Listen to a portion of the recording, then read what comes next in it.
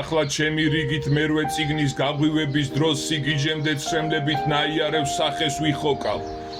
ლავასავით მცხუნვარე კურცხალი არადაა როკდება, ვერადავერ გადმოვცემ ჩემს ხვაშიაც ბოლომდე ასია. იმიტომ რომ ძალიან მიჭირს ამაზე საუბარი, დიდი ხანია გულის ერთ კუთხეში ყრიტულ დადებული მაქვს გრძნობა. ფიქრი, ისტორია, რომელიც ბოლომდე მაქვს ჩარაზული და არც კი ვიხსენებ მის არსებობას, რათა არ მეტკინოს 1000 გზით დაკოდილი ჭრილობა, რომელიც ძლივს მოვიშუშე. სხვა გზა არაა.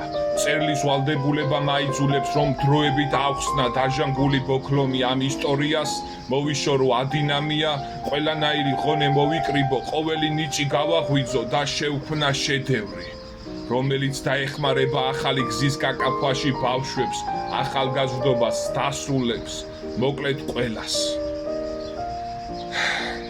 ჯერა რომ ეს ცრემლებით ნაწერი წიგნი იქნება დასასრული იმ ეიფორიისა, რაც უკვე ჩემში კარგა ხანია დამკვიდრებულია და არაპირებს ჩემი სხეულიდან გასვლას. ხანდახან ძილს მიფრთხობს, ხან კოშმარად მეწვევა, ხან სისხივებით მოჭედილ ლახდილას მახვიძარად ნაცვლად. ეს გზნობა დარეკავს ჩემში და დამშვიდებულ გონებას ესოდენ დიდი ტკივილით ამიმხრევს. მთელს სხეულს ტყესავით გაკაფავს და ფერგივით დამაწყებინებს ბორგვას.